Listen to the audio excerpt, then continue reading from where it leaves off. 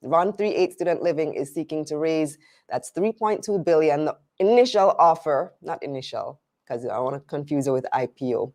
The actual offer is about 2 billion, but they could get another billion if the offer is upsized. The share price is $4.40 each. That's for regular folk, ordinary members of the public. But if you are an existing shareholder of 138, you can get those shares at a discounted price of $4.04.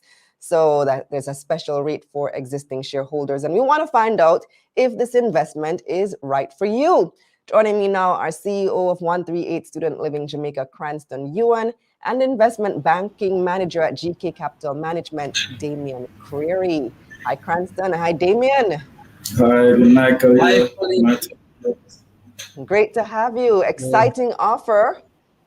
It's already open, by the way. It opened earlier in September. And the scheduled close date is when again? Remind us. It's October 6th. October 6th. So guys, you have a couple of weeks to study the prospectus, review this interview, and make a decision. So let's start with Damien. So tell us a bit about the company. What do you do? So, well, 138 SL is a real estate company listed on the main market of the Jamaica Stock Exchange. It's actually in a niche market in the real estate sector, which is student housing. And 138 primarily caters to students at the University of West Indies, as well as students at UTech and around the area. So, all in all, the company is founded on or built on its concession agreement with the University of West Indies. So they're guided by that in their operations. And of course, we'll speak a bit more about the concession agreement. We have to, because that's a big part of your entire business model. Well, how many units do you have now? Well, I think these questions are directed to Cranston. Right, right. So if I may take those questions, Khalila. 138 currently operates 4 halls of residence. We have under 2 concession agreement, that is. So our first concession agreement is the 138 Student Living Agreement. And under that, we operate the Leslie Robinson Hall and the Georgia Lane Halls. And under the restoration agreement, which were existing facilities at the university, we operate the Irving Hall, which was restored to high-rise buildings, and the Gerald Layla Flats, sorry. And the Gerald Layla Flats we primarily use for short-term rental. So we're also operating in that space. So overall, right now we operate over 1,400 rooms, and we have the capacity to build out another 842 rooms here at the University Mona campus. Okay, so what is the demand like right now for rooms? Because we know COVID severely impacted what is going on student housing because nobody was on campus. Has that fully recovered now? Right, it's a very interesting question you asked, Khalila. And yes, COVID-19 was a very trying time for us. We managed to quickly pivot our business into other areas of revenue generation. Particularly one of those is a short-term rental, which we operated in already, but we had to, find other solutions and deepen our footprints there. And part of our projection coming out of COVID is that actually we thought that we would have, take maybe about 2025 to recover. But in the first year after COVID-19, we saw our occupancy peaking at 93%. Can you imagine that? So, wow. yes. And so the new academic year just started. We have seen exceptional demand. And right now already we're in the very high 90s in terms of our occupancy. So you can understand there is huge demand for our product right now. The high 90s. Is that the best that you've had? Yes, and there are many who could not get accommodation. this year. So you can understand that there's excess demand. Oh, wow. Okay. All right. So that means we don't have to pay you right now because they don't have. We're happy for that and happy for them also. I'm sure they're happy for that too. Yes, yes. But in the prospectus, you did note that, and forgive me, guys, because I did mix up the two of you earlier. I did mean to address that first question to Cranston. But in the prospectus, you did note that your business model is not diversified because all of the units are at UWI Mona. So, for example, if there's like a hurricane or an earthquake and all of your units are affected, you're pretty much screwed. Do you have plans to build residence at other campuses, say in different countries? Right. Yes, that definitely is our plan. Suffice to say, we do carry adequate insurance coverage and to manage that aspect of our risk. But yes, part of our plans is to look at diversification. Our model is one that is easily replicatable, and we are seeing demand, from even nearby university, the University of Technology, that we house a number of their students on our halls right now, and we see other areas of demand around the country. There are other universities, and of course, the region is there. There are opportunities for us to tap into, in the nearby Caribbean islands where we're not yet playing in, and of course, internationally. And I want to say also, Kalila, that even though we're in the student housing space, our model can be adapted to other type of housing facilities. And so we're looking at some of those opportunities even as we speak. Tell me more. Well, there are some that I cannot disclose right now because they are pretty much at the early stage, and as such I cannot fully disclose. But there are some opportunities we're looking at even with the government of Jamaica, which is outside of the student housing space. Which brings me to another question. But first, our recap of the offer is now playing. We had some technical difficulties earlier. So let's go to that look at the offer. 138 Student Living is looking to raise over $2 billion through an additional public offer. The company is offering 513 new million shares for sale, with an option to upsize by 256 million shares. Existing 138 shareholders, employees, and key partners can purchase new shares for $4.05, while new investors can purchase shares for $4.40.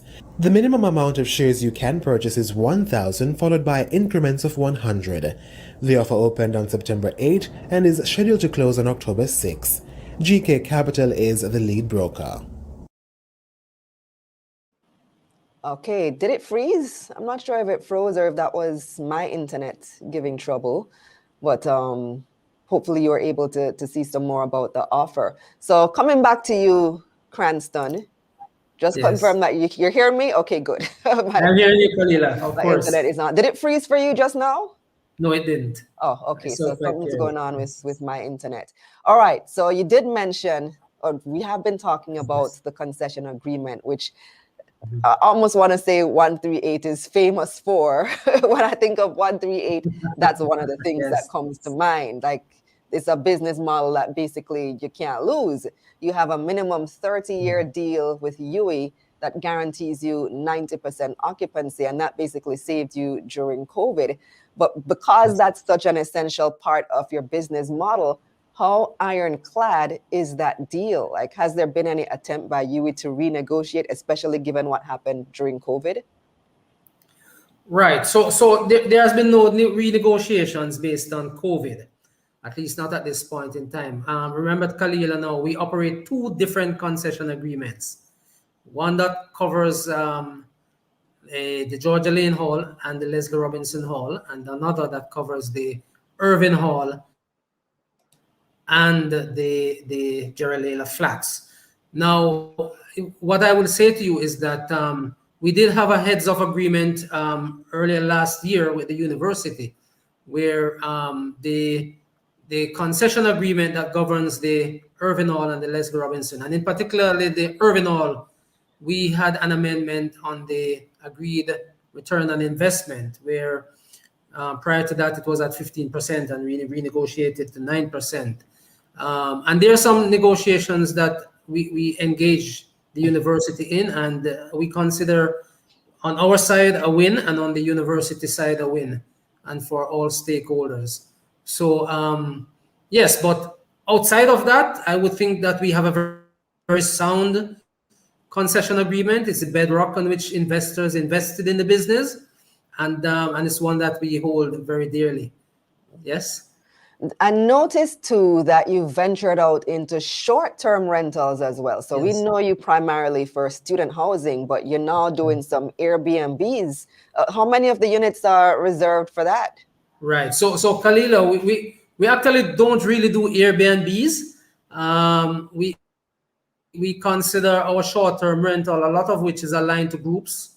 So there are groups from the university would come here. They could be professors. It could be overseas students doing research programs. It could be doctors or persons aligned to the university hospital, or even patients. And then there are also sporting groups which patronize us a lot. Over the years, we have hosted a number of schools in the Boys and Girls Championship and other sporting groups. We recently hosted also the recent netball championships that were here, and rugby championships. So that is where our short-term rental market is pitched. We really don't do a lot in the Airbnb space. Ah, okay, because Yes. there is a perception. I was speaking to some students and they were Yes. telling me 138 has Airbnb. And I was like, really? And I looked in the prospectus, I did see short-term rentals. So it's a specific group of people. It's not listed Right. on Airbnb. No, we are listed on Airbnb. Oh, you are? So But- tell me you're not listed, you do Airbnb. No, we are listed, but I will say to you that our business is not around that. Because if you were to look at what we get from Airbnb on any annual basis, I don't think we get more than 20 persons or so, because it's not one of our focus. Our focus is on groups, and most Airbnb, they're really short, one night, 2 night, or 3 night stays. And so our model for short-term rental is not positioned in that way. Oh, okay. But I was wondering about the safety of that. So you have a community That's correct. that primarily houses students, but then you also give access to anybody who wants to come in and rent a unit. And that's why I wanted to correct that we are not a big player in the Airbnb space. We're very small. And anyone who comes to us through Airbnb space is appropriately scrutinized. And recall, we're a 24-hour gated community also. So we have some type of restriction. So as I said, our big space is in the groups, group bookings and bookings aligned to the university and so on. Okay. All right. Let me bring Damien back in. Let's talk about the use of proceeds for this offer. A big part of the proceeds will be used to reduce debt from $3.5 billion to $2 billion. Explain the impact that this will have on the company. So, of course, the main impact is that it would unlock some cash flows, which would allow the company to pay dividends, which is the primary purpose of this APO, to derive value from the balance sheet and distribute that to shareholders in the way of dividends. So in terms of numbers, it should free up approximately or over 250 million in terms of principal payments and interest payments. And of course, it would also impact the income statement. So you should expect a larger net profit should the offer be successful. Per year, it's going to free up 250 million over what period of time? So it has stages because, of course, you have different debt maturities and different debt profiles.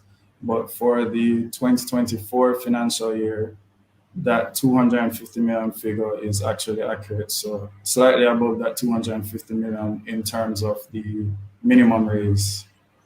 Of course, in the maximum raise, it would free up a bit more cash for the company.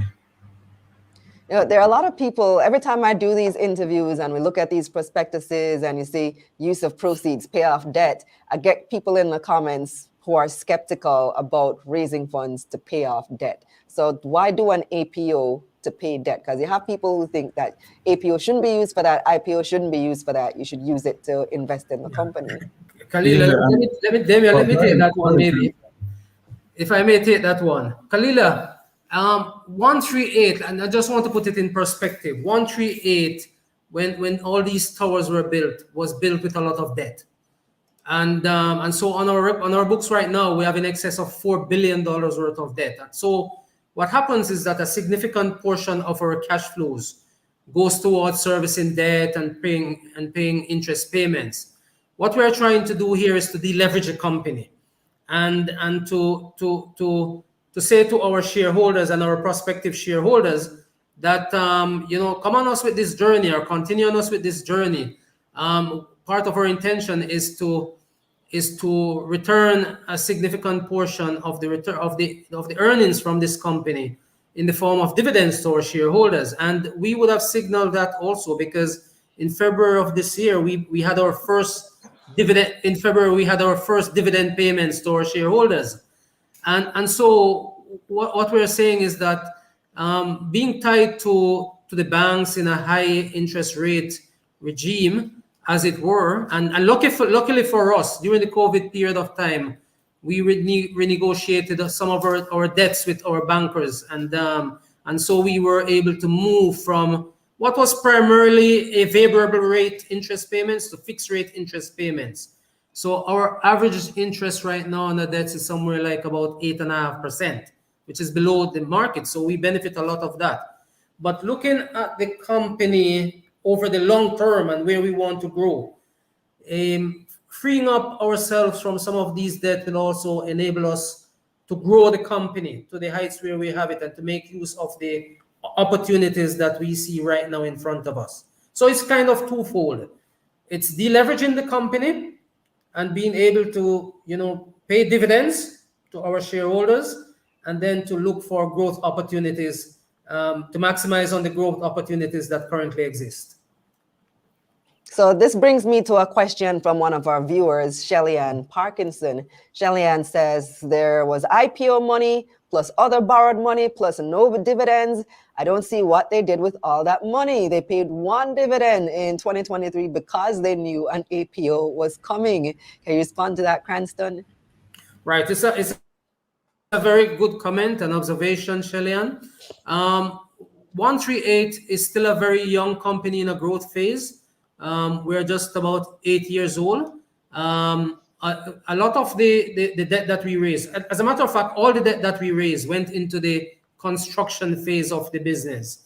And because we were so locked up in debt, it restricted us a lot from paying dividends. And then in say 2019, thereabout, when we begin to turn around the company and begin to record profits on our bottom line, then came COVID-19. And so if you would have noticed and you look at the fundamentals, you would have seen that even in 2020, while we were under COVID-19, because of the strength of the concession agreements that you have, you see that we were still able to record significant profits to our bottom line. Okay, so what we are looking at now is saying to our shareholders, we want to move the company in the positive direction into a sustainable future. And this is the reason why we're back here, with an APO, to look into the leverage a company, free it of its debt burden, and position the company for growth and to be able to honor our obligation to our shareholders. And as you mentioned, that obligation to shareholders, primary among them is dividend consideration. I saw in the prospectus where you do have plans for more dividends. Yes. Tell me what that could possibly look like. Well, yes, we do have significant plans. Part of our plans is to be able to return, like a dividend yield somewhere in the region of about 8%. And that will be among the best dividend yields in the market. I mean, Damian, I'm sure, can speak more to that. But definitely what we are looking at is that once we are able to have and generate the cash flows rather than paying interest payments, then of course our intention is to have a very good dividend payment to our shareholders, both existing and prospective. So Yeah. Damien, I will invite you to speak on Yeah, that. if I could just add to that, so definitely, so Yes. 138SL is designed to generate cash flows and distribute them to shareholders, as I said. Of course, historically, they would have been paying interest and principal payments to bondholders. So this APO really is just a gateway to achieve the goal of paying dividends to shareholders. It's not complex, it's really simple. So instead of paying bondholders, now the company wants to pay shareholders semi-annually between 8 to 10%. Of course, that's subject to you participating at the 405 or the $4.40 price that we have here for the APO. And I think one point that was probably missed, I think from the previous question, is that this isn't solely for repayment of debt. You know, the company has excess demand that it's trying to meet right now. And of course, if you have excess demand, you have to expand. And that's why you'd see the use of proceeds. I think it's the second one listed that they have plans to expand the room capacity by another 144 rooms, or approximately 10%. And I think that's the Leslie Robinson Hall. Cancer can correct me if I'm wrong. Right. So yes, that's immediate at the Legs Robinson Hall, and is a significant component of our fundraise. We do have that construction. It was started a while back, and we postponed it from in the early stage. So the foundation is already laid, and based on the demands that we are seeing, we are thinking it now is the right time that we can build out that additional capacity and begin to look to grow the company and for top line growth, which is absolutely necessary also.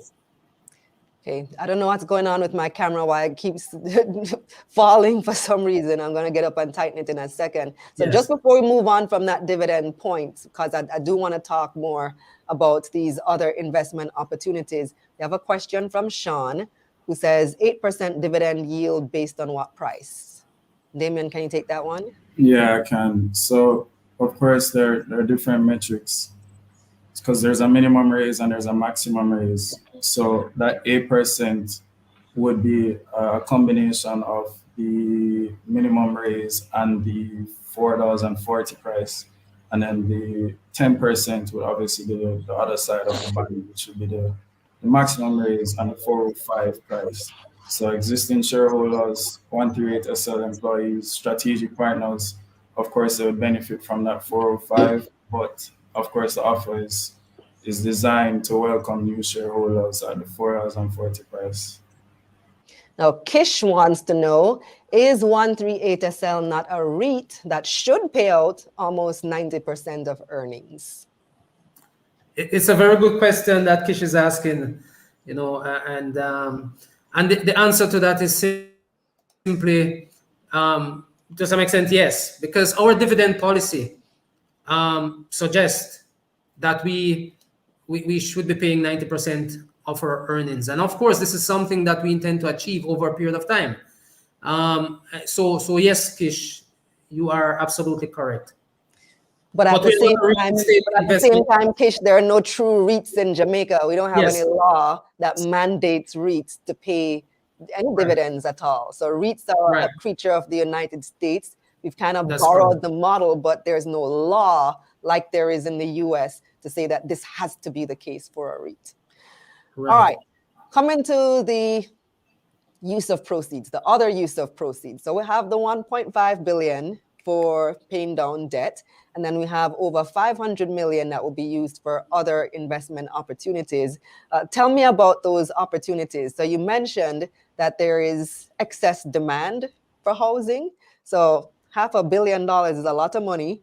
Is that specifically what this portion of the funds is going to be used for? Are you going to be starting construction? Right. So in the real scheme of things, Kalila, and construction where prices are at now, $500 million in terms of one of our high-rise towers is not a lot of money in the real sense, because construction costs are very high, and we are very mindful of that. So what I would say to you is that, and this is why we are looking to upsize to 3 point, I think, what is it, Damien, 3.2 billion, somewhere there about, because the additional funds will go towards the additional construction that we have right now of that 144 rooms. That's part of our immediate focus. Okay, the other opportunities later on, we will take them as we see that they are beneficial to our shareholders in terms of what are the potential returns. But our focus right now is on immediately the additional rooms where we have real demand. So you didn't go into much detail about that in the prospectus. And Shellyanne, again, with the tough questions, Shellyanne says, can the CEO confirm that after this APO, there will be enough money to build all the new units, pay biannual dividends without having to borrow more money anytime soon? Right. So we did our analysis, and the simple answer to that is yes, because and you know, this is really forward looking, because we assume also that all things will be equal. And of course, God forbid, we don't have anything like another COVID-19. But yes, the business also will continue to generate positive cash flows, you know, into the foreseeable future, that we can you know, with good sense of purpose, understand. So the answer to that is yes. Based on our forecast, yes. Daz wants to know, will there be expansion on the UTech campus?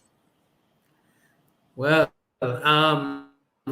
you know, as I would have indicated earlier, Daz, we do host a number of University of Technology students. Each year, the demand from them become more. We cannot speak definitive that there will be construction on the university campus. Those are left to further negotiations and discussions. But what we do know right now is that we see the demand, and we understand the need, and we are carefully assessing our next move in terms of that. Orville wants to know, what is the estimated cost to construct 100 rooms, cost per unit? Well, 800 rooms, I can speak right now to 144 rooms, and 144 rooms may take us into about $900 million.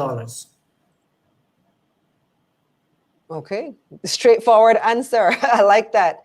Let me see, what else do we have here? I have a few more comments from the public, but also I want to get into the share price. So Damien, I checked the share price today, and 138 Student Living ended trading today at $4.32 a share, which is cheaper than the offer price for the public at $4.40. So what was the thinking behind putting the share price at $4.40?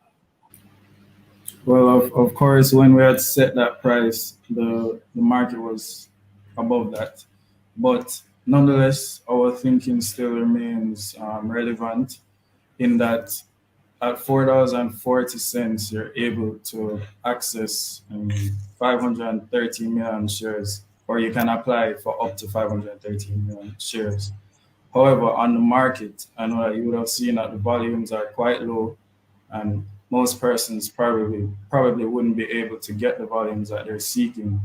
So the market does not necessarily have price discovery right now, meaning the price that's reflected in the market may not represent the true value of the stock. However, of course, that's why we structured it like this, with having the $4.40 and the 405. It gives investors the opportunity to access large volumes, but also to reduce execution risk. Execution risk meaning most people, you know, they want to buy their stocks over a certain period of time. You don't want to be buying at $4.30 and then the price jumps to $4.40 and then the price jumps to $4.50, because you can't control the price. So buying at $4.40 and locking in that price is actually reducing your risk of actually getting the amount of shares that you want. So let me ask you, because the offer has been open for a couple of weeks already, what is the demand looking like so far? What's the take-up so far? Well, of course, I can't speak to an exact figure, but the demand is strong. And as you would imagine, for an offer of this size, institutional investors have shown their interest because, of course, they would love to be receiving dividends semi-annually, as would certain investors, whether closer to retirement or people that just require that kind of cash flow yearly. Okay. Some more questions from the viewers. Sean wants to know, what is the ideal debt amount that you guys want to reach? Right, I will take that one. Kalila, thanks, Sean. Ideally, I would like to say we would like to slice our debt in somewhere about halfway. Yes, we're carrying 4.2, 4.1, 4.2 billion, just a little below 4.2 billion now. And if we can get to say anywhere, say $2.5 billion in debt that we are carrying, I believe that that is manageable for us and to be able to achieve our objectives. Okay. Next tough question from Shelly-Ann. Shelly-Ann is on fire this evening. She said the agreement as per the IPO prospectus for the new units had a 4-year deadline. Why was the deadline not met? I just want to be clear on that question from Shelly-Ann. Are we talking about the deadline to build the units that you're talking about? Let me see if she can answer quickly. Stop. All right, we have to wait on her to answer that question. So I don't know at this point. Mm-hmm. So are you familiar with any 4-year deadline? What was the deadline referring to? She says yes. Okay. All right. So again, another very good question, Shelly-Ann. So 138 billing out units at the University of the West Indies was a new concept in terms of, and even the price point of the units, of renting the units, is higher than the normal university housing campus, because here the standards are much higher. What you get for your accommodation, everything built into that, all the facilities fully furnished, at a very high standard of living. And so in the early days, there was a slower take-up. Okay, and so we postponed the further build out of the units. What we saw in the advent of 2019 is take-up suddenly increased, and that was when, for the first time, we surpassed the 90% mark in terms of occupancy. We peaked during that period of time at basically 99%. Let's call it 100%, and that was very good. And from there on, we continued to grow in terms of demand, because what we find is that university students these days, they're very discerning. They want good quality accommodation, and so we find that the demand has just been blown away over the last few years.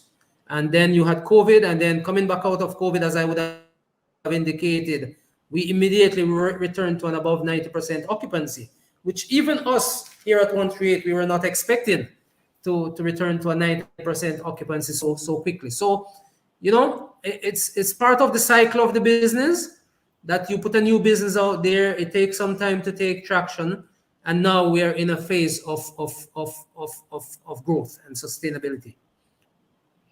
All right, so before we wrap up, let's take some technical questions. How do people apply for this APO? Damien? Yes, so there are 3 avenues that investors can apply to. The first one is our website, gk1wealth.com. We also have 2 selling agents at this time, JM Fund Managers, so their platform is JM Blue. And of course, for the JMMB clients, you're probably familiar with Moneyline. So 3 avenues that investors can apply. Philip wants to know, does buying tomorrow qualify one as an existing shareholder? No, so you would have had to be a shareholder as at September 6th. So before the APO opened? Yeah, right before. So it opened on the 8th. Yeah, remember guys, it's already open and it's scheduled to close on October, what was it, 9th, you said? 6th, which is October next week, 6th. Friday. Next week, Friday. Michael wants to know, when will dividends pay out?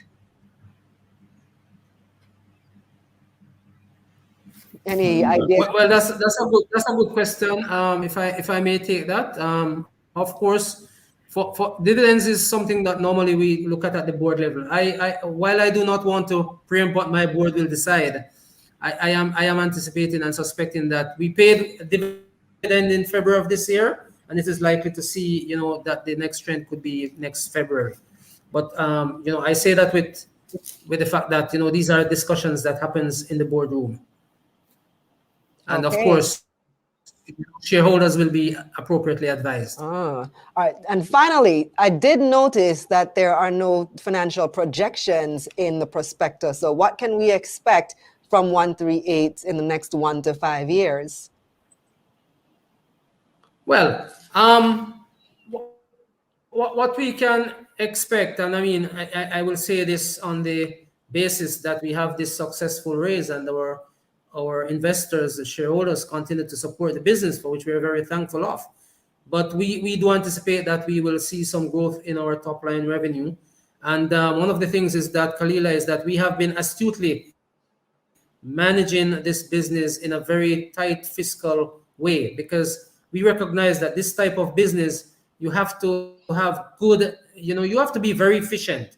And I think a lot of that has helped us along the way, and it is one of the intentions that we intend to continue in this vein. And of course, if we are successful with this raise, we will see, as Damien would have indicated, some maybe about another 200 or so million or more million being added to our bottom line. So of course, the intention is to grow our top line revenue and our bottom line profitability in a very sustained way, and to continue to manage this business, for our shareholders and all our stakeholders that are involved.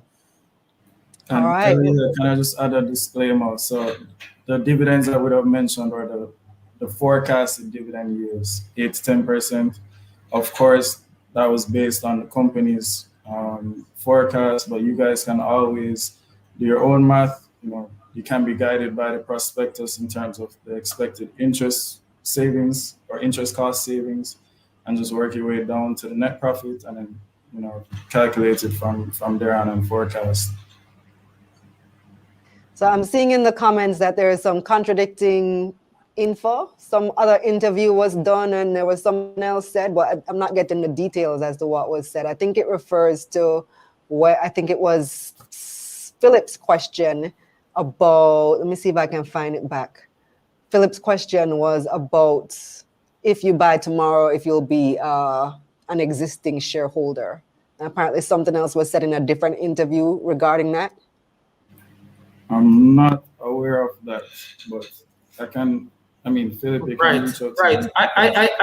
I would like to clarify that I am aware, but while I don't have the answer to that question, I believe that it is something, Damien, that we can research, and we can, just put it out there to be clear to our prospective shareholders. But I'm aware that yes, that was said in a previous interview. But I'm not so sure about it, so I would not be able to definitely answer whether or not one could buy now and then be a part of the key investor pool, or whether or not you would have had to be an investor before September 6th. So it's something that we need to clarify. Okay. Yes. Yeah, that sounds to me like it was probably a mistake. Because Yes. how could you have an APO and then you can buy after the APO and be an existing shareholder? I don't see how that would possibly work. So Yeah. look into that, please, and let us Yeah, know. you should be guided by the prospectus as well. So it's Yes. stated in the prospectus. What does the prospectus say? I'm certain that it says September 6th. Okay. Yeah. All right. Well, the prospectus would be the final word, because that is what is published, and those are the rules guiding this offer. That's correct. You would have had to be a shareholder before September 6th. I'm going to take a quick look during the break as well and just confirm that that's what it says. But thank you so much, Cranston and Damien. All the best with this offer. And we look forward to hearing the results. Guys, the link is in the description if you want to read the prospectus for yourself and apply for this APO. Thanks, guys. All right. Thank you, Kelly. Thank you very much, Kalina, and thank you very much for your listeners out there. And we truly appreciate the opportunity to be on your program.